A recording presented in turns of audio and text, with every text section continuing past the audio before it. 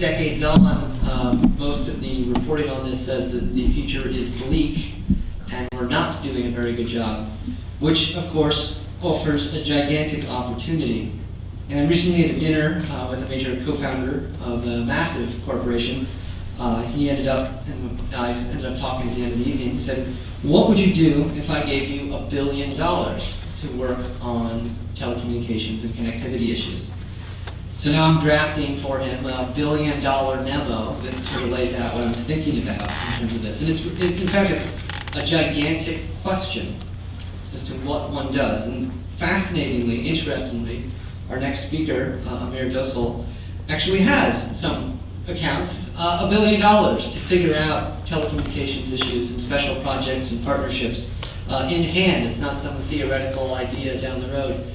And he's been working, if you've read his bio, which will be in your conference packets, it is dauntingly impressive, the work that he has done over the years and what he's led up. Amongst the other hats that he does wear, he's the executive director for the United Nations Office of Partnerships, and he's creating the types of partnerships and collaborations that we so desperately need to address the shortcomings in human rights that were documented over the years around the globe.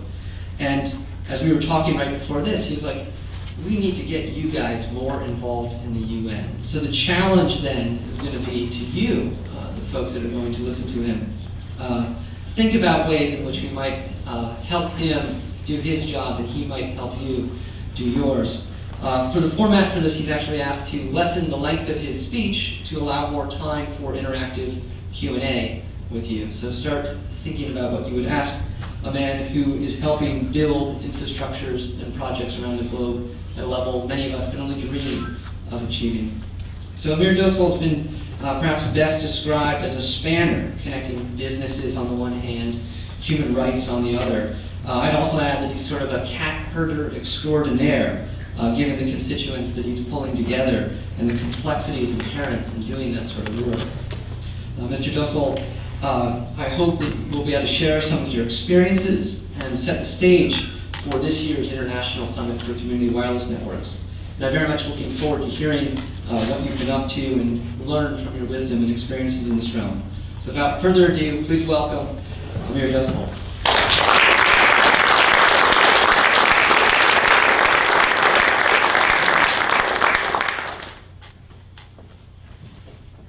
Thanks, Sasha. Thank you very much. I'm actually privileged to be here. This is very exciting. This is a historic place here as well. AAAS does very important work in the science research area. They've actually helped us figure out how to improve, for example, agricultural productivity in Africa. Done major research on it. In the UN, we work very closely with the Academy. I have very close relations with also the New York Academy of Sciences. They recently launched something called Scientists Without Borders, by the way. So here's another food for thought as you think of creativity out there.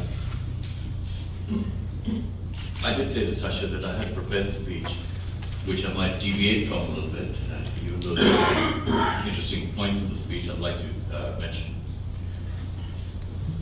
As you know, the UN means all things to all people. We are currently faced with a crisis across the world. We're dealing with Myanmar. Secretary General Ban Ki-moon was there last week. On Sunday, there was a major summit. The donor meeting took place. China has faced a real humanitarian crisis. But in Myanmar, we're dealing with several things, not just a humanitarian issue, but a human issue. So today's topic and discussion is very, very relevant for us. And the issue of mobile phone technology is not new. Even though it's the most recent incarnation in its current form, it goes back into history over centuries. And this line stretches back at least to 1517. And some of you might know earlier occasions where you might be able to cite it, actually. When Martin Luther wrote in his 95 Theses, a rebellion against what was then a tyrannical church that sold access to God. It's a direct line, actually. And his essays were then translated in German. And the people's vernacular, the mass, printed in Gutenberg's relatively new press that time. And the whole idea was to create a new revolution, to get the message out to people, and to decentralize power and give people the ability to connect, and to define their relationship with God at that time. Nearly 400 years later, in 1814, for example, the German publisher, Friedrich Koenig, added steam power to that train and sold the first two models of what is called, now known as the Times of London. Koenig's invention made the modern newspaper a reality and granted the public the ability to have access to information, to understand what is going on in the world, and to be able to participate in its successes. And of course, you all know what Sir Timothy Berners-Lee has done as the father of the internet. That was the start of that new revolution which we are living in. And we now live in a world of blogs, social networks, etc. At the UN, we've realized that if we are to make any difference to the people in the developing world, we must take a quantum leap. And that quantum leap requires us to think creatively, think outside the box. How can we use technology? I remember 8 years ago, when we started the process, and I think some of you might be aware of this, the World Summit on Information Society. The first summit was trying to figure out what should we be thinking creatively. Companies like Nokia, Ericsson, etc. came up with the idea of greater use of the mobile phone, downloading syllabus for people and so on. Now, text messaging is common, for example. And from that perspective, if we can think of the impact modern technology has on human rights, as Sasha rightly mentioned, it's 60 years now we celebrate this October. And the birth of human rights took place in this country. And Franklin Roosevelt is the founder and the creator of the Universal Declaration of Human Rights. Roosevelt family is very, very much engaged with the work of the UN.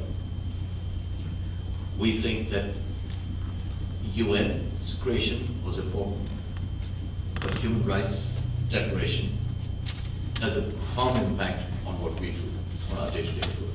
We take these things for granted. We get up in the morning. It is our right to be able to look at newspaper, television, listen to the radio. These rights don't exist in many parts of the world. So what we've been trying to do, and also the Human Rights Council has been in the news. I don't know if many of you have read, we revitalized the architecture for human rights. And there's been some debate about it as to how we handle, how the international community handles human rights issues, how the membership of the Human Rights Council is managed, how the membership is elected, etc. Last Wednesday, we had elections at the UN, and I'm very pleased to say that countries who are directly involved in the protection of human rights are the ones who were elected. Countries who had a violation, or a series of violations of human rights, did not get a look in. There's a message there. The message is that you, as a nation, state, have a responsibility to protect your citizens, to give equal rights to your citizens, not just for the basic needs alone, not just food, water, shelter, etc., but also the ability to grow. We are living in a world where over 1.1 billion people live below $1 a day. And over 2 billion don't have access to clean water. That's something which we don't even twitch when we talk about safe drinking water. We don't even think about sanitation. We flush the toilet millions of times. We brush our teeth with running water. But just that one bottle of water is not available to 2 billion people in the world. And if you think of that, if you extend that a little bit, what happens with them? If they don't have clean water, the children don't develop very well. They have dysentery, diarrhea, all kinds of things. If they're not healthy, their IQs are not very good. And therefore, they have very high mortality rates. By the time we finish this day, 5,000 children will have died in the world because of lack of access to clean water, sanitation, etc. It's something which we never think about. And I suspect, and I include myself in this, I'll go away, forget about the 5,000 figure, and restart on a new day on another crisis which might be going on in the UN. But there are people out there who are constantly thinking, living it, and saying, what can we do? How can we use new technology to address this? And mobile technology offers the best hope, by the way. In my role as the executive director for the UN Office of Partnerships, I'm really privileged that I come across some of these creative programs and projects. A number of things which are going on where people are trying to make a difference. In the early 90s, in Sarajevo, that's a pleasant memory for us now, actually, because that's the wars there in Europe kind of diminished, and there's an element of peace out there. There was a huge problem about refugees, and we used modern computers to track refugees and so on. Today, mobile technology is being used. Yeah, I remember in, I think it was April 2000, when we first started looking at new technologies, and we said we must create a task force, an ICT task force for development. And people simply thought the task force has to do with how can people have access to basic computing. Over the years, that thinking has changed. And in 2006, the Secretary General, that time, Kofi Annan, approved the creation of a global alliance for ICT. That is now thinking exactly that. How can your mobile phone now has so much information that it can help make a difference, actually. I know we have a debate in terms of what information is out there and how much can be used by people in not so positive ways. But things are happening, and it's not just at the multinational level. It's people like yourselves who are making a difference. If you step back for a second, when you are trying to think creatively to provide access in the poorest of the poor regions, what you're doing is you're actually providing them livelihoods. You are actually helping them live better, learn better, and really give better. And give not to themselves, not to their families, but to their neighbors and their communities. I know you have a great session next couple of days ahead of you. I want to mention to you that when Sasha referred to the $1 billion initiative, which we're working on, and that is the initiative led by Ted Turner. Ted Turner came to Kofi Annan, then Secretary General, in 1997. It was a fine September morning, almost nice pleasant day like this. And he came to he said, Kofi, I'm due to receive an award tomorrow night by a group called United Nations Association of America. I don't know if you've heard of it. It's called UNA USA. And he was being given this award. I think it was the International Leadership Award. He says, I looked at my balance sheet. In January '97, I was worth $3 billion. Now I'm worth $4 billion. And that $1 billion doesn't make any bit of difference to me.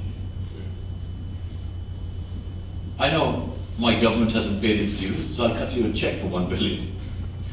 Kofi Annan nearly fell off his chair. He said, well, you can't do this.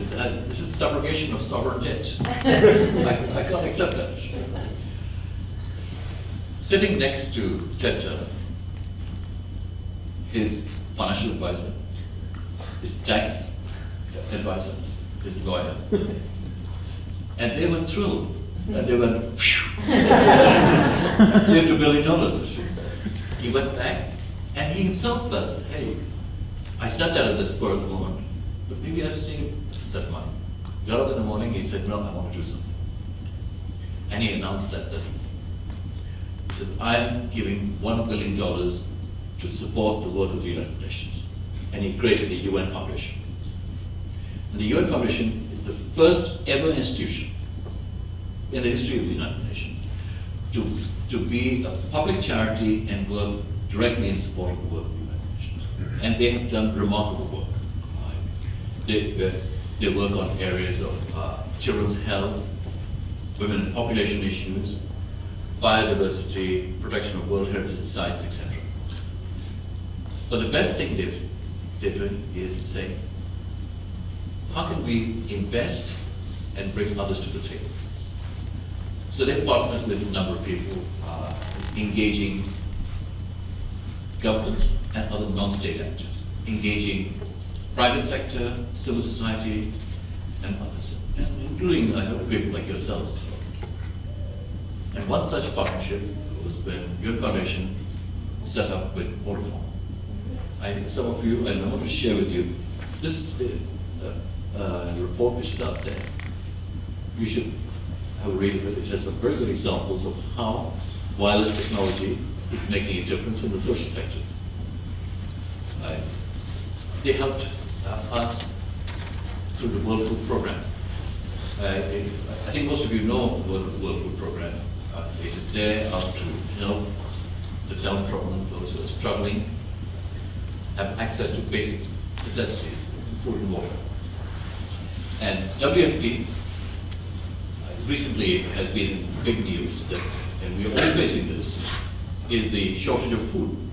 The crisis which has suddenly surfaced for whatever reason, shortage of rice, shortage of wheat, etc., and the doubling of prices.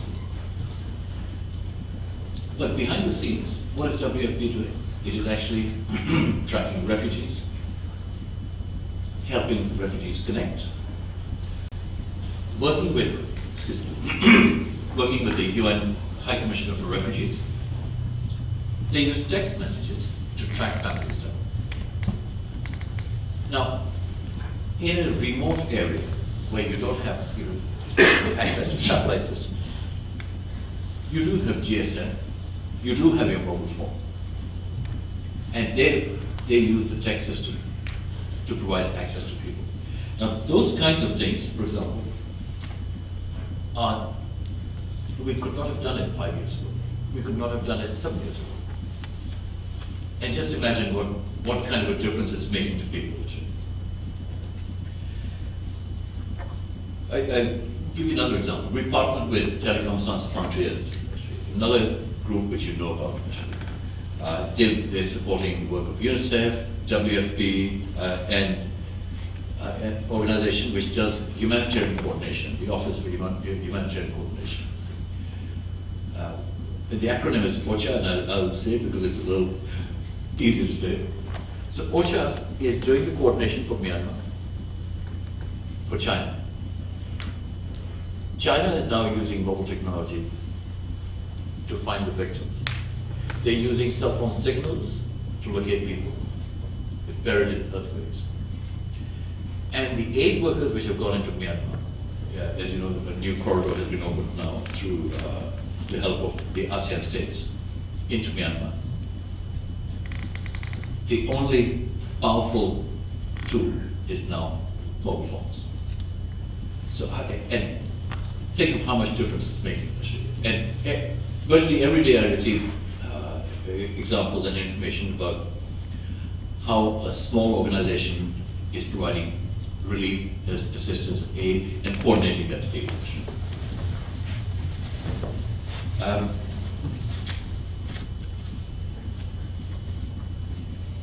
Obviously, I'm biased when I say this to you, that forging partnerships is key. Working alone is not a bad thing, it's good. You can do certain things, but working together has a multiplier effect, exponential effect. It's not always easy working together. You have a different approach to me. I might have a fixed idea in my mind. You might have a fixed idea in your mind. But if I keep an open mind, I'll learn from you. I'll take that idea and share it with somebody else. I'll benefit from your expertise. And if I benefit and you benefit from mine, you'll share it with others and they'll benefit. So it is beyond just doubling and tripling it. And if we can figure out ways where collectively as a group, you could help address some of the challenges we face. I think most of you probably are aware of the Millennium Development Goals.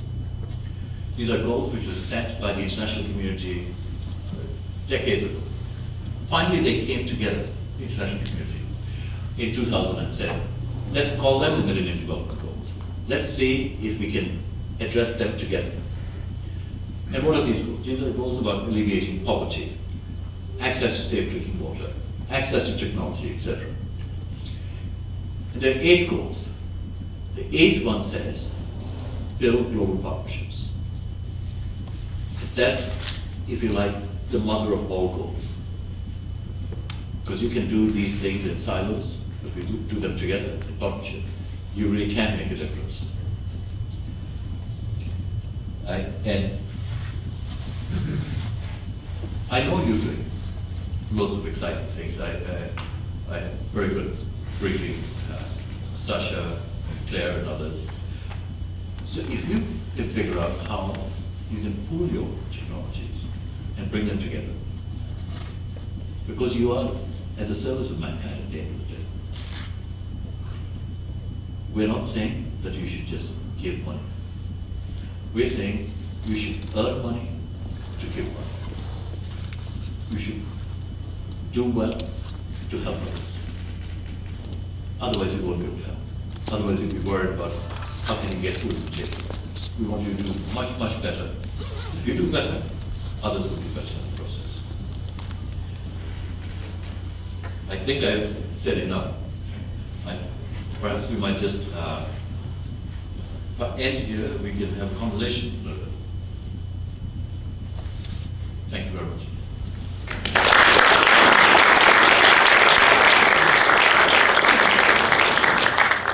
So the agreement is that if I don't get a question, I'll ask 10 questions.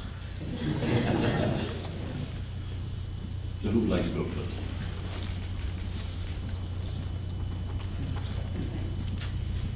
So, would you like to introduce yourself? I'm Chris Mitchell with the Institute for Local Self-Reliance. You've mentioned the preponderance of cell phone networks, and so I'm curious, moving forward in these projects, what kind of devices and what kind of networks you think we need to have? Now, devices I'm not an expert on. I think I'd have to go to Silicon Valley to get the latest on it. But there are a number of areas where you would be able to help us think creative, advise others on how to think creative. We are in a situation where girls in the developing world do not have access to education. One of our challenges is that young girls must have equal right to primary education.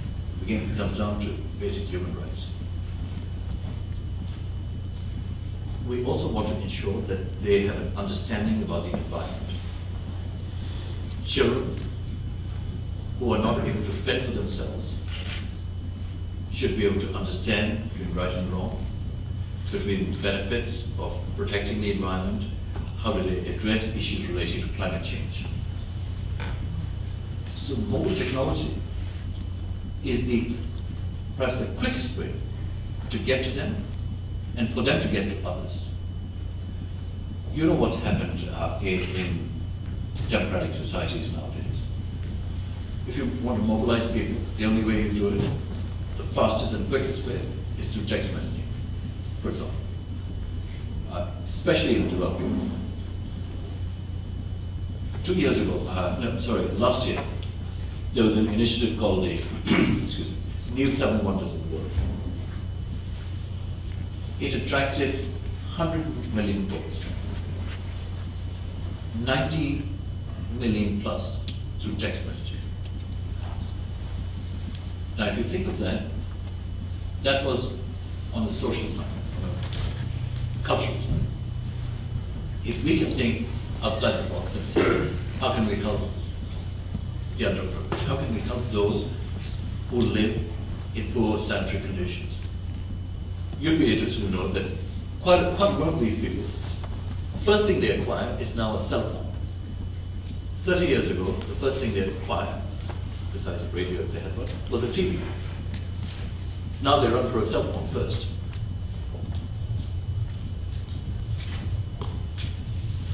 So, Mark Frankel, AAAS SAG.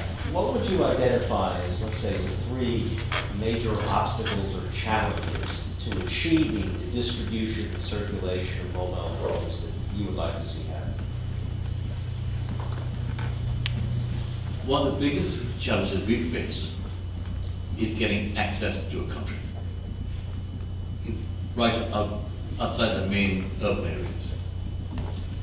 Either the government regulations are tough on us.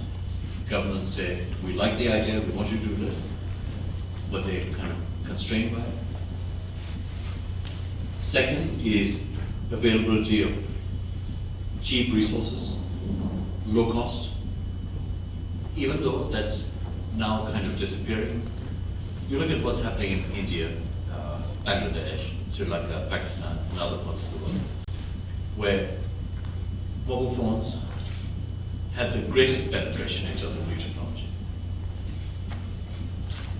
We really want the governments to understand that it's not a bad thing. We want the governments to be more open to pro-business environment. That's where we could help. If there is an opportunity for you to go, let's say, to rural Nigeria, just as an example, and you're not able to get licenses. At the center, we get a lot of positive feedback saying, we want to help. Tell us where our challenge is. Kofi Annan said that, I remember very clearly, he said to me, Amir, when you're dealing with this issue, tell me where the gaps are. I will personally speak to the heads of states to address that. The other thing is the challenge of producing these things, mass production of these things, in the developing world. China is a big supplier of that, as you know. China has become an exporter now. China is no longer a poor country. China is part of a group called the G77. The G77 is a term which we use for the group of 77 developing countries. When that bloc was created, I think it was 20, 30 years ago, maybe 1974. That G77 group consists of 135 countries today. And it's called G77 and China. China stands for population. But China is doing very good things. China is starting to look at how to help in Africa. It's also trying to deal with its own demand. If we can figure out ways to address the prosperity for Africa, then will make a huge difference. Because Africa, we all, if I talk to you about Africa, you'll say, I agree, we need to address that. Everyone will say that. At the international community level, we talk about it, not enough is being done.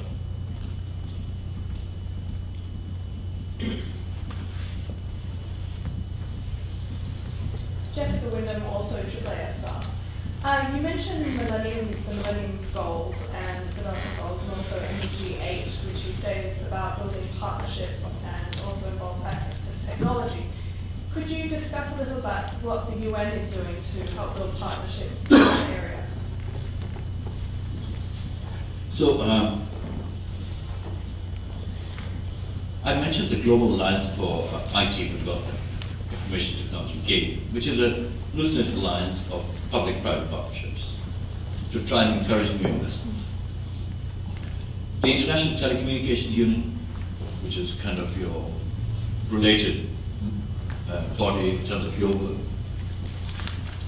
it's now starting to say, actually it has been saying for about a decade, that we need to invest more in this area. But we should not be investing in technology for the sake of technology. We should be investing in technology as far as it relates to a business model. That's the most important thing from our perspective. Why do you have cell phones? Not because you like them, because you can't live without them now. When you first saw a cell phone, it was kind of a unique thing. Now it's part of your business, that's part of your work. You look at your Blackberries because it's work-related. You don't get your personal, you might get your personal emails, but you don't look at your personal emails so much as you look at your work-related emails. What we are trying to do is to say, at UNDP, for example, UN Development Program, does great work in this area. What they're doing is they have a program called Growing Sustainable Business, which helps small and medium-sized companies not just invest in their businesses, but also use technology for their businesses. I mentioned the Work Program and the Office of the High Commissioner for Human Rights, etc. We work with companies like Microsoft, Cisco, Vodafone, of course, you know about this partnership with Vodafone, Ericsson, Nokia, and so on. Even the famous $100 laptop, one laptop per child initiative, we were encouraging that. Why? Because it's cheaper. Tomorrow, if you want to help somebody in rural Africa, you can afford to pick up a $100 laptop and send it to somebody. There was a lot of resistance when it first started. And guess what? Those who resisted it have joined the party now. I know one major chip maker who was not comfortable with the idea. I know one major computer company who was not comfortable with the idea. They called us and said, why is Kofi Annan supporting this? There are other technologies. Then those same groups have produced laptops now for $200, $250 with a little bit more bells and whistles, but it's out there. And they're part of that initiative. I think I know you have to catch a train momentarily, so maybe one last question.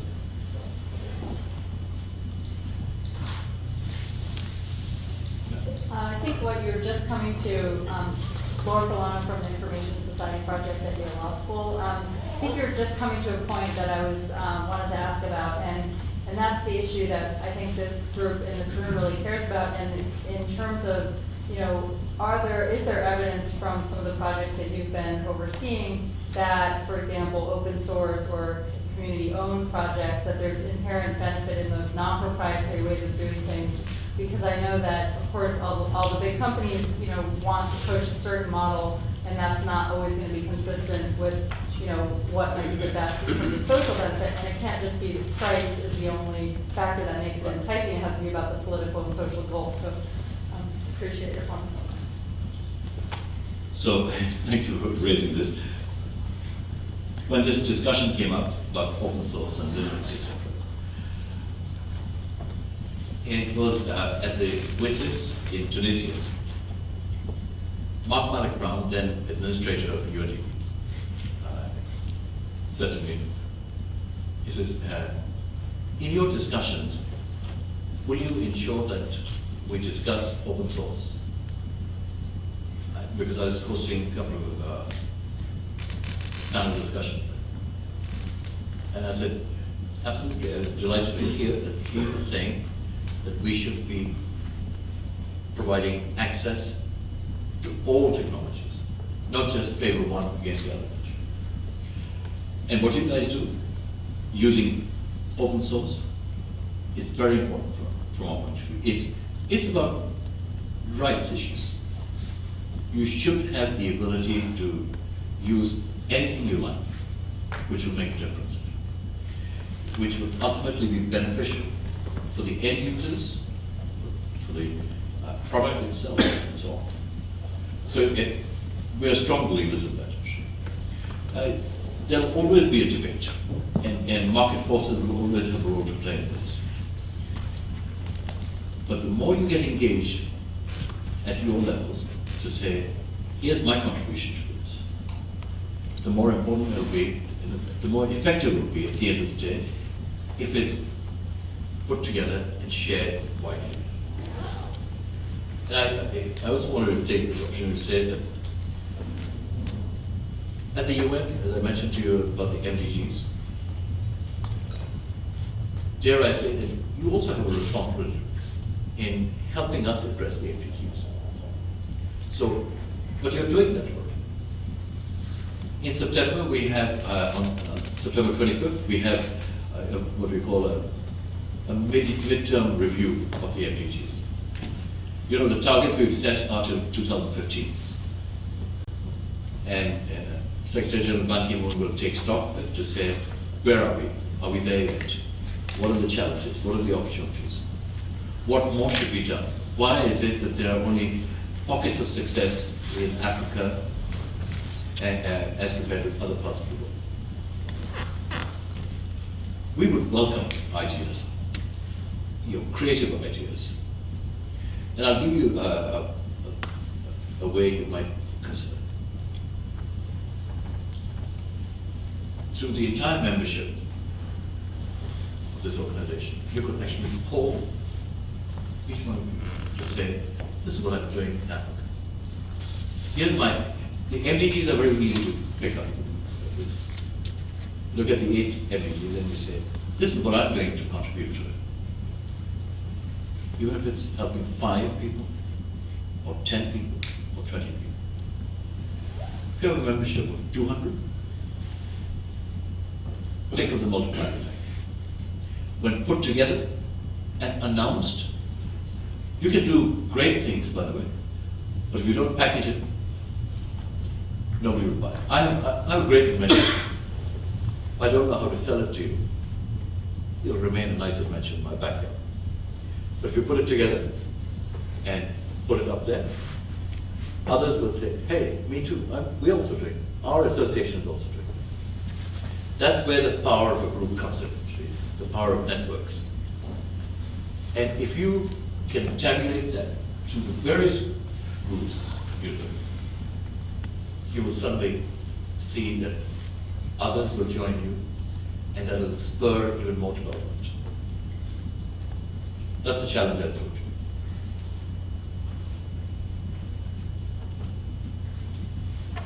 you. So, please.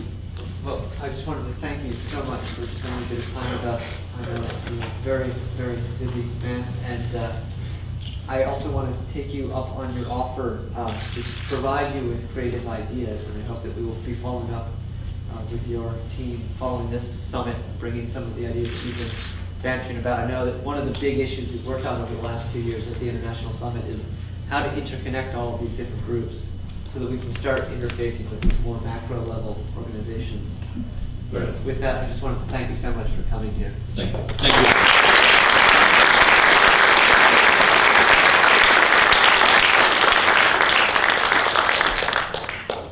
So I'm going to turn it over to Michael Calabrese, who is Vice President of the New America Foundation, Director of the Wireless Future program there, and my boss as well. So he'll introduce our next speaker. Well, thanks, Sasha, and especially for pulling this the summit together again. When Sasha came on board at New America last summer, it was kind of the cherry on the cake, I guess, that we inherited the summit. And I was particularly thrilled because I was at the very first one in Champaign, Urbana back, was it 4 years ago? 4 or 5 years ago. But it was great, and we hope we can instill the same sense of camaraderie that we've had, at the previous ones, even as we expand these to become increasingly global in character. And right in line with that, it's my privilege to be able to introduce right now someone who is, one of the world's most experienced and prominent human rights advocates. Dr. Anais Calamard is the executive director of Article 19, an international human rights organization specializing in freedom of expression and freedom of information. She is a former, if I say this correctly, chef de cabinet, right?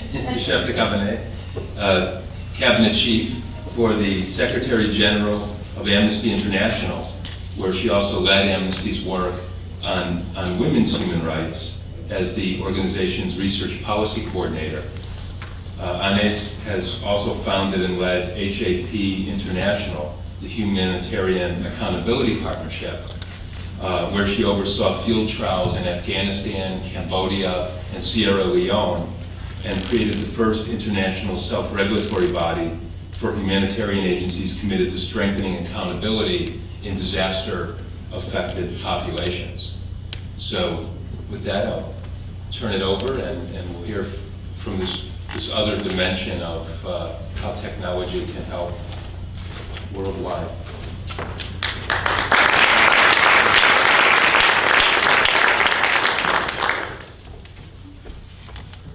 A bit short, maybe I can't see you there.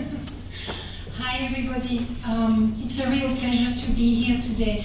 When I was first invited, I thought, oh my gosh, they probably don't know anything about human rights, and I don't know anything about technology. How are we going to communicate? So I did a bit of homework before coming, and of course Article 19 over the years had engaged in your area of work, but not as much as we should have probably.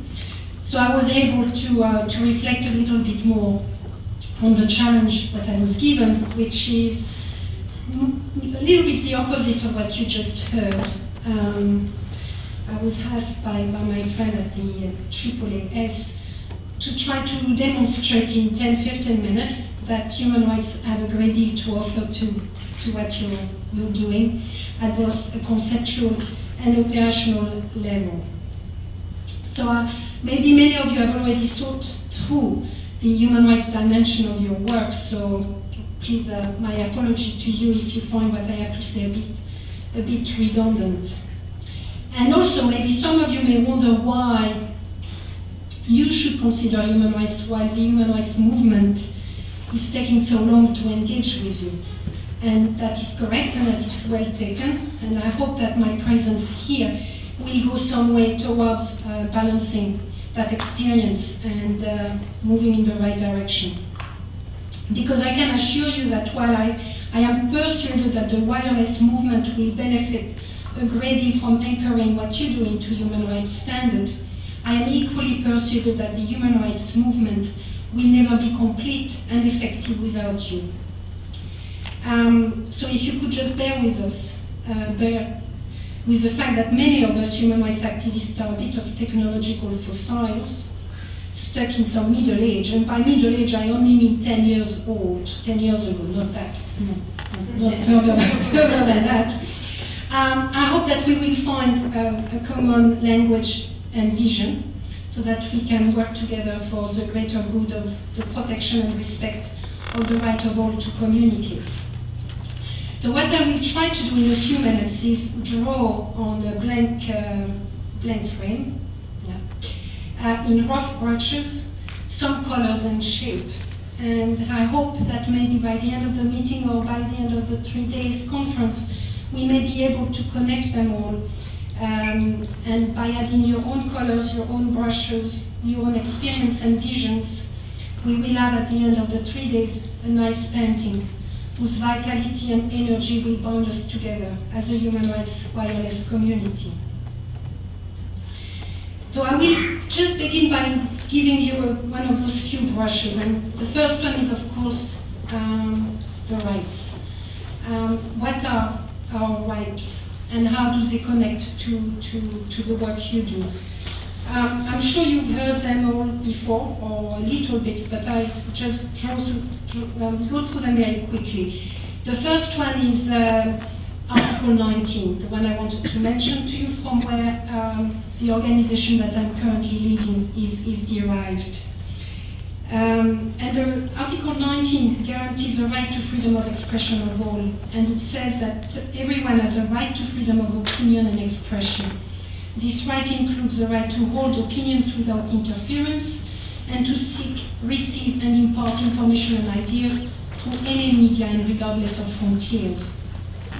So what does this right give? It guarantees an unfettered right to hold opinions, a right to express and disseminate any information or ideas, a right to have access to media, and media is understood in a very broad term, and a right to seek and receive information and ideas.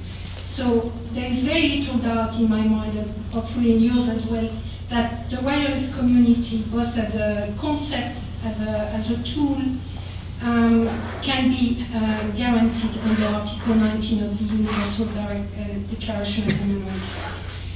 Two other rights that I want to mention to you is, which are also relevant to the work you do, is Article 27 of the Universal Declaration of Human Rights, which is about the freedom to practice one's own culture, which can be very important for some wireless communities that are grounded in certain cultural vision or practices or history. And another right, which is also very relevant to the wireless community, is Article 25, which is the right to participate in decision making, and which has been very directly related to the right to freedom of expression. In the following terms: citizens take part in the conduct of public affairs by exerting influence through public debate and dialogue with their representative, or through their capacity to organize themselves. This participation is supported by ensuring freedom of expression, assembly, and association. And I think, again, you can probably, with a bit of time, enshrine the work you do within that right as well. The Human Rights Project is not just about rights. In fact, it's mostly about obligations and the duties of the states in order to ensure that those rights are being protected and respected and fulfilled. I just want to highlight a few of those obligations, which I know in an American context they always seem a bit strange, because the least state you have, the better, usually in the American tradition. But the obligation of the state under the human rights framework is really to allow all of our rights to be respected. It's not meant to be repressing them. So one or two things I should highlight, which I hope are completely relevant to your work as well. The first one is the requirement of non-discrimination, and that is at the heart of the Human Rights Project. If you go through, you can review dozens or hundreds of human rights texts. One of the first things you will read at the top is always a non-discrimination principle. Any discrimination on the grounds of race, color, sex, language, age, religion, political or other opinion, national or social origin, property, birth, or other status is prohibited. And every human right that we have, for every right that we have, the principle of non-discrimination is applicable and applies. And it is very important, before coming here, Josh sent me a number of documents regarding the work that some of you are doing, and it felt to me when I was going through it that in many cases we could argue that the principle of non-discrimination was actually not applied and that there was a lot that could be done by raising the, which may be done already. Other set of obligations placed upon the state, which are also very potentially relevant to the wireless community project, are the obligation to respect, to protect, and to fulfill. It's a, it's a conceptual framework which is meant to assist us in thinking of our relationship with the state and the state relationship with us. It's three different levels. The obligation to respect means that it's a negative obligation. The state should not do anything against my right. Okay. The obligation to protect means that the state should make sure that no one else does something against my right. And the obligation to fulfill is what we call the positive obligation. It means that the state must proactively engage in activities so that my right can be realized. So if you apply that to the right to freedom of expression or the right to communicate, it means that states are prohibited from interfering with the enjoyment of these rights. And it also means they need to take steps to make the right to communicate a reality for everybody. So for instance, the obligation to respect your right to communicate means that states are prohibited from taking measures that prevent you or me or whoever from accessing the media, accessing internet, from realizing their right to speech. So basically it's an overall prohibition against censorship. That's for respecting. The obligation to protect means that the state must ensure that, for instance, large broadcasting companies, or even smaller ones, or individuals do not deprive you or other broadcasters of their right to communicate, and do not deprive the population from receiving diverse and pluralistic information. And the obligation to fulfill means that the state must take proactive, practical, positive measures so that the rights of those that can't really have it realized like that is nevertheless ensured. For instance, through the establishment of public communication centers or free internet to the poorest people of the population. And of course, in all of those situations, the states have the obligation to refrain from any discrimination in the right to freedom of expression. So whenever there are patterns of discrimination that emerge in terms of accessing internet, in terms of accessing the means to communicate, there is a claim that can be made that the state is violating the right of freedom of expression or the right to communicate of its people. I just want to highlight two more principles that are very essential to the way international human rights activists have looked at these obligations in practice. And those two key principles are those of pluralism and equitable access. Under international human rights law, governments are under an obligation to create an environment in which a diverse, independent media can flourish, thereby satisfying the public's right to receive information from a variety of different sources. The obligation of pluralism, or the principle of pluralism and diversity is very central to the way, for the last 40 years and particularly the last 10, international human rights activists, but also court, have actually looked at the right to freedom of expression. And pluralism is applied to ownership, to content, to means, and so on and so forth. So it's a principle that we apply in all aspects of the communication spectrum, for lack of better words. Equitable access means that states are under a duty to ensure equitable access to the means of communication.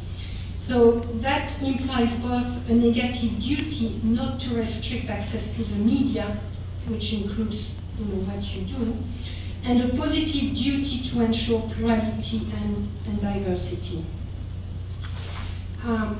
The concept of universal service is particularly important here, and it has been used in the field of telecommunication, including in the United States, for instance, where service providers have to ensure that their products are universally available.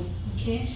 There is something similar in most of Europe. Similar reasoning has been extended to the internet, as well as to the reception of broadcasting services. The concept of universal service to internet is not yet at all implemented or applied, but it's something that a number of people are trying to work with and trying to see what it means in practice. And it's certainly something that the wireless community can work with and extend and use to justify some of its core and activities. I hope I'm not being too long, but I wanted to give you one or two examples of how, what can the human rights framework do to the right to communicate, and in this case, the wireless community. I have two, but I will just give you one such example, which is the spectrum allocation and the digital dividend. It's an issue that Article 19 has been working on for a number of years now, because what we have monitored increasingly is the fact that the digital dividend that is emerging from the move from analog to digital television or radio, that huge new space that has been opened up through that move, or will be opened up through that move, is actually being sold to the highest bidders. And this is a phenomenon that is happening, maybe not all over the world, but that is increasingly happening all over the world. And we are quite worried about the very strong free market approach that is being adopted to deal with something which ultimately may be a public good. Now, no one has really argued in human rights terms very well so far that spectrum is a public good. And right to spectrum doesn't sound that good either, but maybe we can find a better slogan. Anyway, I think there is a call to be made that spectrum and that the frequencies do constitute a public good that should be treated as such nationally and possibly internationally. And maybe it's a challenge we can all seek to address, and I think we need to do that very, very quickly. I'm just going to give you two examples outside the United States. One is from Brazil. The country has adopted a technology based on the Japanese digital system last year. And all of the space created were automatically transferred to the broadcasters holding already concession agreement with the ministry. The system has failed to take advantage of the shift to digitalization to allow the sharing of frequencies with new broadcasters, especially community ones. So here you have a situation where the existing big broadcasters have gotten all of the free spaces, and nothing was actually attributed to the new one. There may be something better happening at the radio level, but we don't know yet, because it's not very transparent.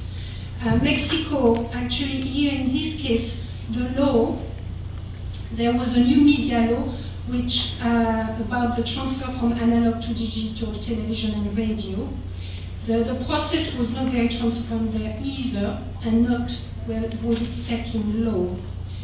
And there was no plan actually for community and independent media to have the means to transmit in digital, and there was very little plan on what was going to happen to the analog space. As in fact, only big telecommunication companies, according to the law, will have the opportunity to buy and make use of more frequencies and produce in the same frequency for internet, radio, television, and telephone. The law is being challenged in court as anti-constitutional, so its implementation has been put on hold, which is a very good thing. But in any case, internationally, the process is for a free market approach to this, which is very worrying. Now, one good thing that has happened recently, which is something that you and others and us, I hope, will be able to build on, is that at the European level, on February of this year, the Committee of European Ministers have adopted a declaration. It's just a declaration yet, but hopefully it will become more. And in the declaration, the committee recognized that technical and legislative choices involved in the switchover to the digital environment should not be determined by economic factors alone, but ought to take into account social, cultural, and political factors. And I quote, that a balance must be struck between economic interest and objectives of common interest, between the development of a purely market-based approach to spectrum allocation and management on one hand, and the promotion of pluralism, cultural and linguistic diversity, and access of the public to audiovisual services in Europe, in particular free-to-air broadcasting on the other hand. That, to my knowledge, is the first time that the switchover and the digital dividend is being, and the existence of this new digital space or spectrum is being analyzed from that perspective, from the search for striking in a balance. For Article 19, it is very clear that the principles of diversity must be adopted and followed in terms of the allocation of frequencies, whether they are digital or the old analog space. I think you call it white, I forgot. So, and for us, from our standpoint, there are at least three, the spectrum needs to be allocated, possibly equally to three buyers or sources. The private sector, of course, the community broadcasters, and the public service broadcasting, which doesn't really exist in the United States, so that may give you more space for you. But in any case, in the rest of the world, we try to keep those three in existence. And we are really trying to campaign and advocate for those principles of diversity and pluralism to be applied to the digital dividend, and I think it's a very important fight. We need to challenge the allocation of frequencies to the highest bidders without due consideration to human rights, and particularly Article 19, but possibly, and also Article 11, 13, 15. I think government right now feel, because really no one is really objecting to it except for a few voices in the country. We were just lucky in Mexico, they made a big mistake with their law. But otherwise, you know, if they had not made a mistake, it would be already water under the bridge. I think government feels they can do so because the human rights community has failed to understand what is at stake here, and has failed to understand that spectrum, or frequencies, is a public good, and that a diverse and equitable share of and access to it is a human right. We did not listen to you, maybe, or more truthfully, we did not hear you. And it may be because you have failed to engage with us, or you have failed to speak loud enough. I don't know. Speaking loud in this post-9/11 context is a real challenge. There is Darfur, there is Burma, there is Guantanamo, there is the use of torture, there is censorship, there is terrorism, there is counter-terrorism. So we don't hear you, I have to say. We don't hear you very well, and you probably don't hear us very well. these are very challenging times for any new emerging human rights claim, because the old ones are so much under pressure right now, and old violations have resurfaced with great intensity in places where we did not necessarily expect them. So please forgive us if we did not hear you, but time is running, but we still have a little bit of time. And the challenges are real for us and you to be all working together, but there is no doubt that the gains and benefits are or will be multiple. The diversity and pluralism and equity of content, access and ownership are the key principles that we all need to be working toward and working for. Anarchy of voices, I should add, is not the response either, at least from a human rights standpoint. Because if we can't hear each other and if we can't even hear ourselves speaking, that will not be a real gain.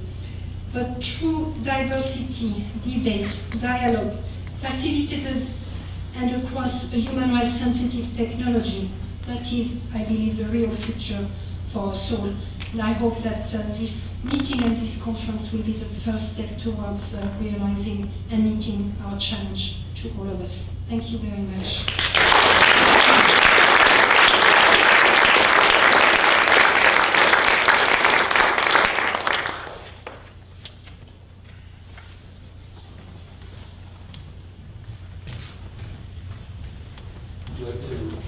Would you like to take a few questions? Oh, or- of course, yeah, yes. I think there's enough time for a few if you'd like.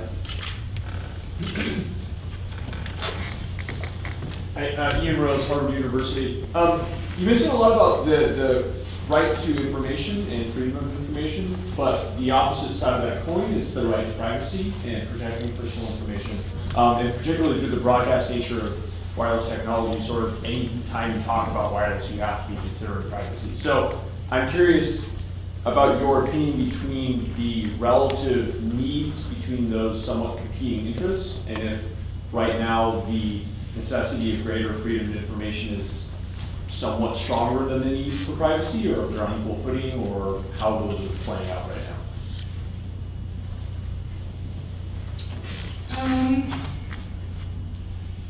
Actually, I don't think they contradict each other, and I don't think, I think they are both under pressure, and they are under attack from the same sources. In this country, to give you an example, the right to information has been sharply shrinked after 9/11, with thousands, if not millions, of website pages and documents taken away from the public for security reasons. So we have seen, for security reasons, a resurgence of censorship where it didn't exist. It's particularly acute here, but the security agenda is prevalent everywhere, in Europe, but also in, Pakistan, Nepal, Nigeria, and so on. The same security agenda is also prompting an attack on the right to privacy, whether it is through, whenever you travel, you now need to give in thousands endless information, which I will consider private. The European governments have been very weak and very coward, and have succumbed to the American pressure for releasing private data on travelers. Unfortunately, there is still ongoing campaign in Europe against it, but I think it's more or less a lost deal. So to be honest, I have not seen any real examples where there is a competition between those two rights and where we need to balance them. I'm sure there may be, but in the current context, both rights are under attack. Both rights are being abused, in my opinions, by the same source, and that is government, some governments, and for the same reason, security.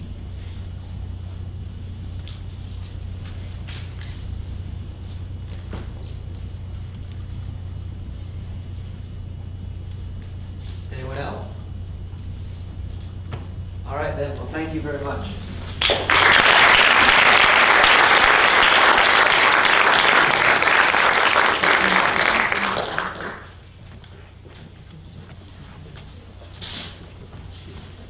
Thank you, Anais. and particularly for, reminding us that, that access to the public airwaves for communication is increasingly not just an economic issue, but truly a human rights issue. And in this one, you really hit right on something that's of, I know, great concern to the community wireless pioneers here. Some of us were meeting earlier today, and when we were talking about challenges to putting these community mesh networks around and building peer-to-peer networks, one of the very first things was, well, we need more access to better spectrum. And of course, the very best spectrum for penetrating through obstacles and going long distance in rural areas is the TV band spectrum, most of which is not being used, what you refer to as the digital dividend. And in this country, we fail. I must admit, we've been fighting this fight, New America and many other groups here, for years, and we failed to get a part of the channels 52 to 69, which were just auctioned. We had proposed, that half of that be open for shared, unlicensed access, and because it was cleared nationwide, it all got sold or given to public safety. But the good news is that there's a much larger amount of bandwidth of spectrum on channels 2 to 51, the so-called TV white spaces, which many of us here are continuing to try to push that over the goal line to get that opened up for shared unlicensed access. And we think if we can do it here, it's already been approved in the UK, which is leaped ahead of us on that idea, even though it was first proposed here, and that we hope that'll have a ripple effect across the world. So the more we can work with Article 19 and other organizations on this and elevate this issue, it would be so much better. Well, I want to move on to the final speaker in this plenary, who is Ray Ramsey, and Ray, you can come up here in a sec if you want. Ray is the Chief Executive Officer of One Economy Corporation, which he co-founded in 2000.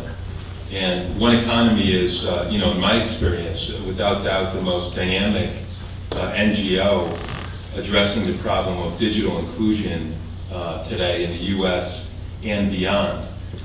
Ray has led the organization's growth from 4 employees working in a basement, which we heard a bit about today from Alec Ross, who was one of his co-founders, to a global organization that has taken root now on 4 continents and is doing some just amazing things. Under Ray's leadership, One Economy has really elevated the whole issue of digital inclusion and made it something that's of true sort of bipartisan consensus. In fact, he has the perhaps prophetic fortune to have as his co-chairman Barack Obama and John McCain. So there's no way they can lose in this election. One more thing I'll mention is Ray's the author with Ben Hecht of ManagingNonprofits.org, Management for the Digital Age. And he's also, wears a number of other kind of nonprofit hats. He's the immediate past chairman of Habitat for Humanity International and serves on a number of boards, including the Washington Jesuit Academy and the Local Initiative Support Corporation, or LIST. So, Ray, thank you very much. Good to see you.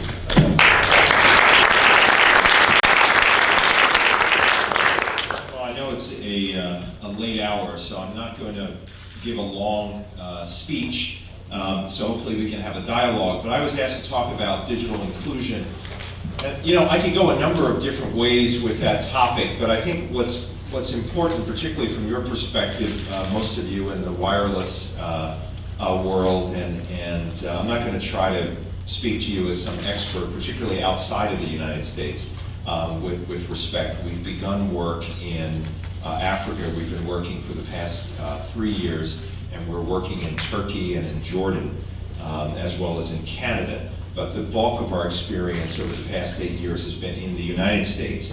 And I think my overall observation when I think of the term digital inclusion or whatever term you want to use it. It's really to focus on the fact that we need to make sure that everybody in society can take advantage of the transformative possibilities of digital technology. That's really what it's all about. And some of the things that I now refer to as stories, but I've actually lived them. So at the time I didn't think of them as stories, they were my reality. Today I can look back at them and say I can share stories with you. And it's a mix of some good things and some not so good things. And I think there's some things to be learned. And I'm often called in a lot to speak with mayors and sometimes members of Congress, but very often people on the ground, mayors, in some cases the governor, and they'll have a notion about using technology. And what I try to do in those meetings is to try to take that notion and hone it into something that's very real. Because what I find too often is a focus on perhaps the wrong thing, or the focus is too narrow. And usually it's with predictable outcomes. One of the most spectacular failures in the United States has been what has happened in San Francisco with the possibilities of wireless. And you know, I consider Mayor Gavin Newsom a friend, and if you were meeting with Gavin, he would tell you, I was the guy who came into his office and told him he needed to go wireless with the city and laid out a vision. I never forget, I walked into his office and he was in the middle of another issue around marriage, and I said to him, Gavin, I've come in to give you something else to talk about. And so I laid out a vision for bringing broadband to everybody all over the city. And then we had I thought at the time, the good fortune of having Google be one of the private sector companies to want to play a role in this wireless. And I got to tell you, I felt he had the vision right, but where things went awry, and this is what happens too often, you run into a mix of capacity issues, just sheer capacity issues at the municipal level in understanding the possibilities of technology. Unfortunately, sometimes you run into egos, which happens too often, particularly with NGOs. Who's going to get credit for what? And ultimately what happened was the people who we were intending to help, low-income people in this case, wound up getting nothing. Because people started to get lost in all the issues around, well, is it going to be fast enough? What about the issues of privacy? And all of those issues are important. But as I kept trying to say to folks who were involved, is the most important thing was to focus on what problem were we trying to solve. It wasn't just a matter of, ooh, it's a cool thing to bring wireless technology to the city. And I felt people were getting, as they were discussing it in coffee shops, getting lost in the glamour of the idea and losing sight of what was most important. And that was really making sure that everybody could join the digital age and have access to affordable technology. And so very early on, I wrote the mayor and I laid out what I called it was a blueprint, similar blueprint to what we wrote in Philadelphia, which has had well-documented problems and for similar reasons has not moved forward. And that was to make sure we focused on, one, on the connectivity issue, making sure that it was available, but not stopping at just availability. I call it the 3 A's, that it's available, that it is affordable, and that 3, it gets adopted. Because a lot of times we just stop with, okay, now we've pushed, we put the mesh network there it is, it's available. Or we think, once we've just made sure it's free, if it can be free or low cost, that it's going to be adopted. All 3 of the 3 A's, as I say, have to be in place. And there are strategies to make sure all 3 are in place. And then secondly is the issue of really using digital media, and that's around the issue that some will refer to as content, and making sure that making sure that the demand side is taken care of, that there is indeed applications available that make sense to people, that will hopefully make their lives better, and that will solve a particular problem. So very often now when we work with folks, we really emphasize, what problem are you trying to solve? Is there something around economic development? Is it workforce development? Is it childcare? What's the particular issue? And making sure the issue of content is adequately addressed, so that we're not just building a network without it really connecting to something that's active in people's lives. And the third area is human development, human capital. And that's making sure that people have options available to them to increase or to gain the capacity to use the technology. All three of those things are very, very, very important. And in the now story of San Francisco, what happened was 80% of the focus in the media and the energies at the city was focused only on the connectivity issue and only around the issues of its availability and its affordability. No real thought about the adoption side, no real thought on the content side, and very little thought about on the capacity side. And so of course it cratered because you could easily just attack some of the technical issues around the connectivity side, and we missed a unique opportunity.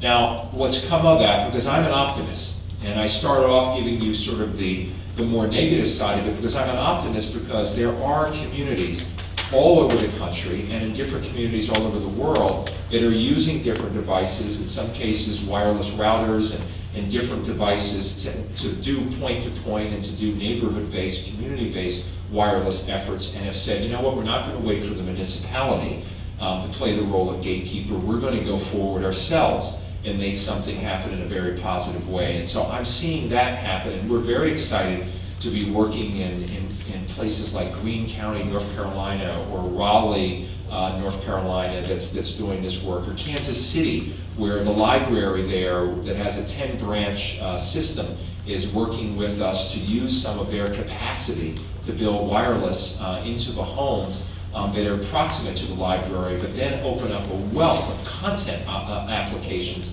for people. Because we say, in terms of government, we should want people to be online, not in line, and to really focus on what that can absolutely mean. So there are some wonderful things that are happening across the country. And what was referred to earlier about Senator Obama and Senator McCain was 2 years ago, we came up with a concept, and it really grew out of what we observed in the tragedy of Katrina. And when Katrina happened, which has obviously been well documented, there was a mad scramble for so much. And so much of the problems associated with Katrina were associated with the flow of information, where to go, when, how much, how often, et cetera, questions that people had, and they weren't being answered. And so I remember getting a phone call immediately from a major donor and said, I'm calling you for a twofer. I'm going to call you because I'm going to give money to Habitat for Humanity, and that was easy. We're going to go build houses. And I went down there for that, but he says, I want to give money to One Economy, and I want you to figure out what you would do with it. And so we very quickly, in looking at the information problem, and also I attended a meeting, and I'm hopefully not going to get anybody in trouble, but I attended a meeting with Homeland Security and many other entities there, and it was stunning to me how little thought would go into the actual human side of how we get information, how we learn, how we absorb. And so I said to the donor, give us money, we'll build this website within a couple of days. It was called the Katrina Help Center. And we had more than 20,000, probably 30,000 individuals use that site to do all sorts of things. Connect back with their pets, find family members, get access to dollars that were available from the federal and state government, et cetera, et cetera. And we got the site up very quickly. And from that, I said, wow, emergency preparedness is something that we've got to be thinking about more in this country. And although we have been doing a lot of work around content with our web portal called the Beehive, that's been visited by more than 15 million individuals, we said we want to build something that's a little bit broader, that also takes advantage of expanding bandwidth, and that also is clear that there needs to be something that we call public purpose media, that we use the internet in a way and have a destination where people can go and get public purpose information. So I asked Senator McCain and Senator Obama to chair an effort for us so that we would raise resources and launch this website, which will be launched later this year, called the Public Internet Channel, PIC TV, which will be available. And when it is, I hope you'll check it out, because it's going to be something very special, but again, that will really focus on the content side, all the way from sustainable living to emergency preparedness to healthy living, and a number of other interesting genre that we're going to use. We've been listed as support from Hollywood. We have a Hollywood director that's producing some of the content that will be available online. So I'm a big believer in a very holistic approach when we think about whether it's digital inclusion, digital opportunity, digital dividend, whatever name we want to attach to it. It is about the people, it is about the content, and it is about the connectivity, making sure it is affordable, available, and it is adopted. And again, from all of the lessons from the different cities around the country, and I could do a deep dive on any of them because I've got the frequent flyer miles to prove it. I'm still hopeful that we can take some steps in this country. We need to do a lot from a public policy standpoint. You heard some of the discussions, which I would just echo, around how we distribute spectrum, what we think about in terms of public purpose, the fact that this country needs to have a real chief technology officer to look at how we use technology in a thoughtful way, and that we think about issues around topics like health and healthcare, the health disparities that we have, and that we follow one simple rule, and that is that we are all the same. The human aspiration, whether we are poor, middle class, or rich, is exactly the same, and it's just simply to do better for ourselves and have our children have a better future. And it's just that simple. And too often, you know, and I told one donor once, because I was very frustrated having to continually answer more and more questions, and I said, you know, you don't need a sociologist or an anthropologist to figure out the human aspiration. All we have to do is listen. And so that, to me, is the story of digital inclusion, and I'd like to just turn this into a dialogue. Thank you very much.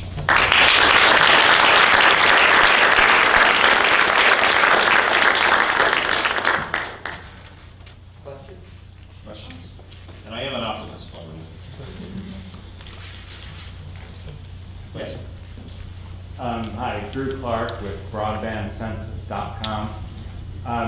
The term digital divide sort of famously fell off the map when the current president came into office, and yet there seems to be a real hunger for, if not reusing that term, you know, at least getting at what I understood that concept to be trying to deal with, which was making sure there's digital inclusion.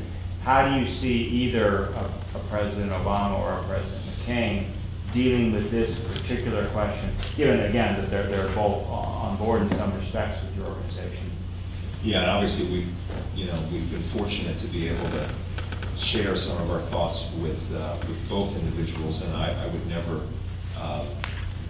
speak for either of them, but I think there is, you look at the experiences of both of them, you know, with McCain on the Commerce Committee and Senator Obama, quick and early support for our work. So I'm optimistic about what can be done. I have always felt the term digital divide. I think in the time that it was used, it served an important purpose. Very quickly on, in starting One Economy, I used the term digital opportunity, because I think we have amazing opportunities to use digital technology, and I think it's like any business. If you're running a business, you don't say, boy, I'm going to invest in the divide. You invest in an opportunity. And so the question is, we're trying to foster more investment. And I think you can arrive in the same place by thinking about all the different opportunities that we have in health and in education and emergency preparedness. And that is in not any way to minimize the fact that there are people left behind. And I think the way we think about digital divide issues, we have to upgrade the thinking around it, because we're falling behind in terms of speed. So it's not just saying, oh, it's available. And even the way Department of Commerce determines availability is antiquated. We should only be looking at high speed in the home as the standard, and not having such a broad standard that makes the statistics look better. So in many ways, when you think about where we are much worse off now than we were before. So the nature of the definition has changed, but I think we have to then keep up with that and say, well, what are those applications? And I think we have to attack everything from the supply and the demand side, not just one side of it. I think it's both sides. And again, so much energy is placed on, let's just focus on the connectivity issue only. I think we've got to look at all three of the issues that I was outlining, because all three are important. And if we really had a true technology agenda in the country, or even in a particular city, you would look at all three. You wouldn't just focus on one. Could you just repeat the three you're referring to? Human capital, the connectivity with the 3 A's, adopted, available, and affordable, and the public purpose media, the digital media content. Yes? Yeah, great. Mike Calabrese again, of course. One reason we don't have, and I guess, and they don't like the term divide, but Right. one reason we don't have a digital divide with respect to, to, I guess, the streets on which we communicate, which we transport, or in terms of water, getting some, basic tap water, or street lights, or sewage. We sort of have, everybody has those things to a great degree, because we thought them as public goods. That's right. That they're just provided, as part of the basic infrastructure of our cities and pretty much everywhere. And then, when telephones didn't meet that standard, then we had a universal service fund to make sure that everybody could be part of that. Modernizing. Yeah, it could be part of that network. So, I mean, you say you were talking to Gavin Newsom, for example, and it was great that Google was offering at least a tier of free service, but isn't part of the problem that we've sort of lost this sense of broadband, for example, as basic 21st century infrastructure that ought to be provided as a public service? Sure. And, and I'm just wondering if that's, kind of part No, of it. it is. In fact, I've been working with the Brookings Institute on, and they'll be announcing a series of things very shortly. And a lot of what they're focusing on is 21st century infrastructure. And we've made sure that they have focused. I mean, not only are bridges collapsing, but this is part of 21st century infrastructure. Look, we've brought a policy forward to the, and I went to HUD to try to sell it, given having a housing background. We shouldn't build public housing in America or renovate public housing without making sure that the infrastructure of broadband is there. So we had our general counsel, and actually we hired a law firm to do an analysis of what it would mean and to make sure it was legal. It could be done by executive order by the administration. We tried to make that happen and couldn't. So that's yet another one of those things that we think could happen. There are 3,600 public housing authorities in the United States. And all of them are engaged in the process of opening their walls, doing substantial rehabilitation, doing new construction. And I just think it's a disgrace that even on the low-hanging fruit, with that, we're not doing a good job. So that's just a number of the kinds of policies that could be in place that would cover some of the issues that you're describing. Yes? I'm from the Omaha Wireless Group. Because you are talking about the digital opportunity, I like this term, and the PLENARY is, how can we take it to the farms to solve grand challenge problems like the food shortage problem, for example? I think it's a good question. There are several ways. I think, one, we are doing some rural work, particularly in North Carolina, and we've been working with different wireless networks there. And the adoption rates have been very high because people were hungry for it. One county in particular that we've documented a lot is in Greene County, North Carolina, a very rural area. It was the second most tobacco-dependent economy in the country.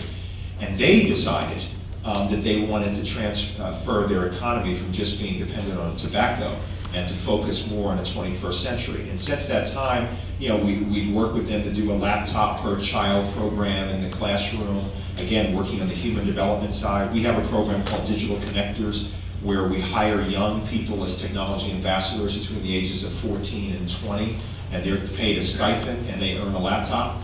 And so there are tons of them now running around the county helping people, going to elderly facilities, et cetera. They have their own portal that we created for them, and they've done stuff. They have an agricultural program online. They've worked with the Extension Service at the Department of Ag. They even put up something that was called, and I know nothing about agriculture, but I saw this thing called a pest alert, that they could communicate with each other. I'm a city person. I was like, a pest alert. My version of a pest is very different than theirs.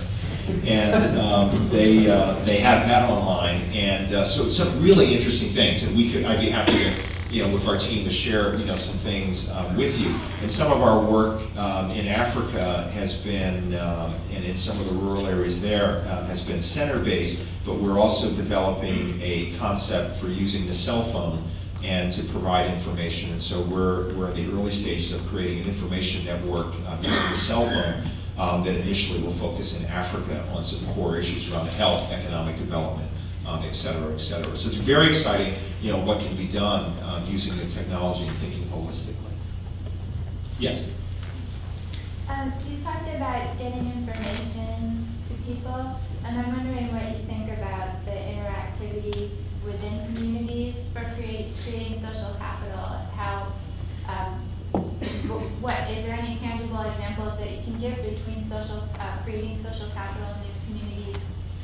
Are you using, what level of interactivity is available within the structures of creating? I think I tend to be a somewhat of a minimalist on that, because I think people get to the point of increasing their own interactivity. We have some of the basic tools, that are available to people, but I'm not a believer, and I'm not saying you're implying this at all, but sometimes I think unwittingly some foundations and funders try to social engineer, about the kind of interactions they think people, want to have. And I'm a big believer in you help people with the capacity, you help them acquire the tools, make sure the content is there, the applications, and they'll do amazing things with it. But with that, we've created tools. We have a site called 247townhall.org, 247townhall.org that you can check out. You can see a lot of the interactive tools that people can go and there's an open mic feature, there's blogging, all sorts of the latest social networking tools. Yes? Hi, Dana Spiegel from NYC Wireless. A lot of what you talk about is obviously related to rural and third world countries, but everything that you talk about resonates very clearly with the experiences that we've had in one of the most urban places in New York City. I know you're sort of shaking your head because I know you guys are located nearby. How can we change the discussion that happens in our urban cities? And I'm talking even specifically about New York City, where everyone thinks the problem is completely solved, and yet something on the order of 20% of low-income families have internet, whereas 60% of all upper-income and even middle-income families have broadband. And especially the adoption aspect of your 3As is one of the greatest struggles that we have in the city. How can we change that discussion? How can we get our politicians and and companies there to really focus on solving the complete problem and not just the Well, one, I am familiar with your work, and two, I think, on a practical level, groups like yours and ours, we ought to figure out a way to work together more. So we should just do that. And secondly, thirdly, I think biting off small neighborhoods and using them as islands of demonstrations, I think is really important. And one of the things we've focused a lot on, given our housing background, is we spend a lot of time, as I always call it, go to where the people are and think about some of the housing units. Now, you may not be aware, but like we took in the United States, there's one financing mechanism that builds about 65% of all affordable housing in the United States. It's called the Low-Income Housing Tax Credit. It's Section 42 of the code. And long story short with that, it uses private equity that goes into building affordable housing. We have created an equity fund that asks the investor to take slightly less rate of return, and that money went into putting hardware into the units, making training available with the digital connector program, and private label content. And all the broadband was free for the first several years, and in some cases weaved into the rental structure. So the adoption rate was off the charts because you could move in, and I call it a plug and play option. And so that's a great way to get it. So we raised, in that case, $80 million of equity and made that available. And we're negotiating with a couple of big providers now hopefully in the 100 million range to make that available. But we've done like 12 projects in New York using that tool, and we're hoping to get more investors to use that. So I very much sometimes look at where's the revenue flow, where are people, they're located in these, that's why I look at, you know, where the low income people live, and then try to come up with a premise-based solution that piggybacks on existing financing mechanisms. And so it's been successful, but not nearly as much as I want it to be, because I think it could scale more, and I'm hoping other people will copy that and do more of that as we demonstrate how it can work. The investor is still getting a rate of return, it's not a grant. And as the market has shifted a little bit, the returns have gone up. So it's actually a good investment vehicle for them. Yes, I'm sorry, I'll get to it. Not what's wrong with CLRO, so just had a question on that. What exactly is private label content? What we do is we take, you know, we have a web portal called The Beehive, and what we do, it's at www.thebeehive.org, which has got all kinds of information available on health, education, housing, finding a job, managing a chronic disease, et cetera, et cetera. And then what we'll do is we'll go to the property, at the property level, and we'll give them their name across it. We'll give them space on the front page where they can do a community calendar, a bulletin board, other sorts of tools. So we integrate it into the property so that the property managers or the resident association, it's sort of a seamless interface between their needs and the site that we're able to maintain. That's what I mean by private label. Yes? Rich McKinnon with the Austin Wireless City Project. We can call it a dividend, inclusion, or an opportunity, but to me it still feels very much like a divide. And so I guess what I'm looking for are examples that you're familiar with of projects that have failed. And I don't mean Google. Google doesn't really feel like a divide-related project. And trends in those failures, and what may be some of the proper responses. Well, look at Philadelphia. I mean, and I can tell you, the Google thing was intended to be focused on low-income people, and it got broadened out. So I know a lot about that. But let's look at Philadelphia, the Earthlink, situation where they were brought in with wireless Philadelphia. All the way from the actual cost not being very clear to the city in terms of what it would actually cost. There have been studies to show that it's actually cost far more than the city ever imagined. The ambitions of the nonprofit, it was a startup nonprofit, had no experience in doing this. And then Earthlink thought it would be easier to figure out how to have a tiered service for low-income people versus the rest of the population. And I had said to them, how will you actually make that happen?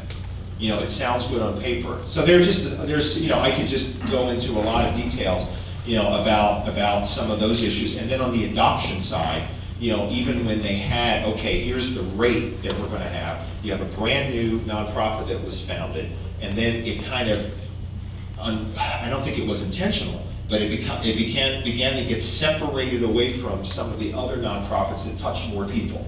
So you had folks at the United Way going, it's not our initiative. You had people from a major nonprofit, People's Emergency in Philadelphia that we know really well. They didn't feel like it was part of theirs, so you had this sort of disconnected. And so too often, a lot of the wireless initiatives sort of exist out there on their own as this exotic wireless, initiative. And, I come out of a community development background, whether it's Habitat or I was, for the state of Oregon, I was the head of housing and community services. So my background has always been in that. And so in speaking the language, I am obsessed with making sure it's connected to the broader initiative. So if you're going to do a revitalization campaign in East St. Louis or wherever it is, this needs to be part of it. I mean, we're in discussions with Flint, and it even happened in Battle Creek. We had a major foundation, and we told them, don't have the wireless stuff be an exotic thing off to the side. It should be part of your overall transformation work. And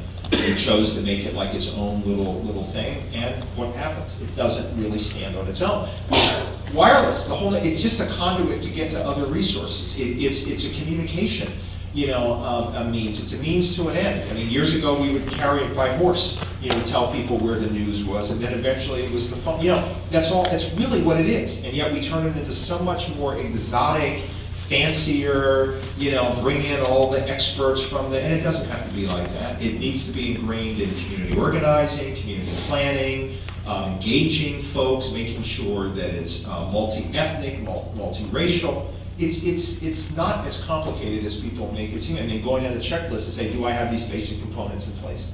And that's what will make it better. And I think it's tragic, watching something like Wireless Philadelphia. Now, I've written a note to a friend of mine who's involved there about some things that I think, with Mayor Nutter being in place, that maybe we could take a crack at doing something a little different, this time. But I had testified in favor of it to City Council and Mayor Nutter when he was on the City Council at the time, and it's a shame to see it go this way. So do you think that maybe the way to move forward is to stop talking about wireless and start talking about what wireless can do? Yes. Big believer in that. It's the applications, it's the human capital, it's the opportunity, which is what I was saying, not that there isn't a divide, it's what are the opportunities that are available. If you talk in terms of education, where so many people and so much money, goes into education, and if you really just said, I'm going to just root us in what's going on with that, or you rooted us in what's going on in health, or what's going on in a few of those things, and that's why I say to people, find out what's most important to the policymakers and to the donors in a particular area, or the investors, and then we're flexible enough with this wonderful transformative tool to couch the initiative in that, versus we're coming in wireless. It just doesn't, and it makes a lot of people feel nervous because they feel like, well, I really don't understand it. Like, I know how to turn my computer on, but I don't really know what all this means. And there's no reason for them that they have to know what's behind all of it, So that would be my biggest advice on that. Yes? My name is Glenn Strong. I'm a contractor for USD. I do most of my work in Eastern Europe and Africa. My latest work was in Macedonia, providing connectivity to schools.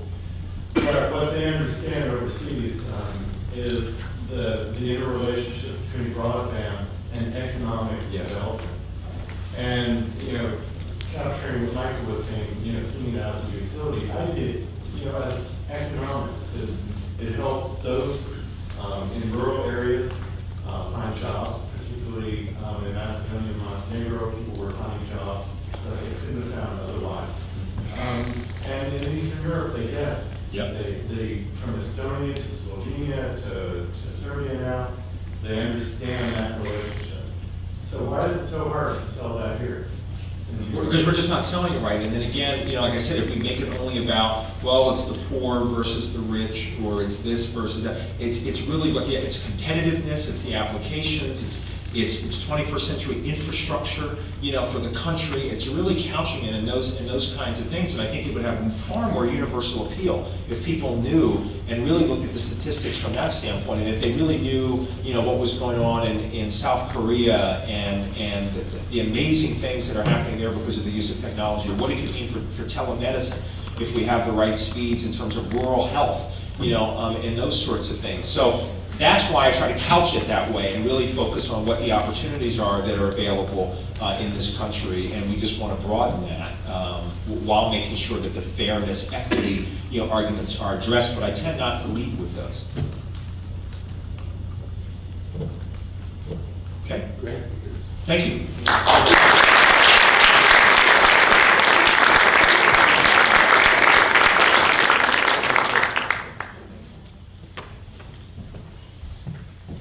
Thank you, Ray, and thank you to the other speakers.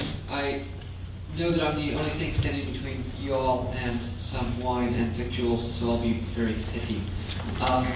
Thank you to AAAS and staff here who made this space available, to the Acorn Active Media Foundation, the McEwen Foundation, the New America Foundation.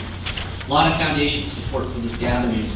And I think it's interesting, as a summit and not a conference, some of you have probably heard this spiel before, it's interesting in that the vast majority, 80+% of all the funding that we raise for this goes directly to helping bring folks to this event. And the rationale behind that is what's far more important than folks like me up here is the expertise that's inherent in the folks out there. And that this whole event is set up to facilitate dialogue, to facilitate conversations amongst you, because you guys are the leadership that's driving the community wireless networking movement. So There's a couple of things that help facilitate this and make this move along fairly smoothly. One is that speakers, when you're doing your presentations tomorrow, also please strive for pithiness and strive to be facilitators of conversations more than the experts up at a podium attempting to relate your expertise to folks that probably know far more than you do on various and sundry issues. Engage the folks that are in your panel. We'll also have wireless, although I know it's been a bit cranky this evening, and hopefully we'll be a little calmer tomorrow, and a back chat room for folks that want to have conversations that are happening in the background there. Tomorrow evening, we're also taking over a few floors at a local watering hole. I know the evening socials are often one of the highlights of this event, and something that everyone writes back to saying, oh yeah, I met so-and-so, now we're working on X project. I think more initiatives come after the third round than just about any other endeavor here. And finally, the theme for this event, global integration, local control, it applies both to the technologies that are being developed and maturing today, but I think it also applies very well to the human rights domain. And so I look to the work that Agnes is doing, or Josh Robbins and Mona here at AAAS, of sort of bridging these distinct but allied constituencies. Those of us that are working on digital divide issues, on technological development, etc., and those of us who are working in human rights and social and economic justice areas. It's fascinating that knowing a number of you, your backgrounds, I've seen time and time again that the social justice is what motivated the tech development.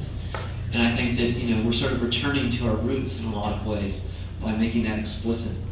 So I feel like we're natural allies here, and I hope that this event is going to be one that launches a new series of collaborations and partnerships, a new series of projects and initiatives, and helps us build a more just and equitable world. And with that said, I can think of nothing better to get that started than perhaps a few glasses of wine to get the brainstorming begun. So thank you very much for coming.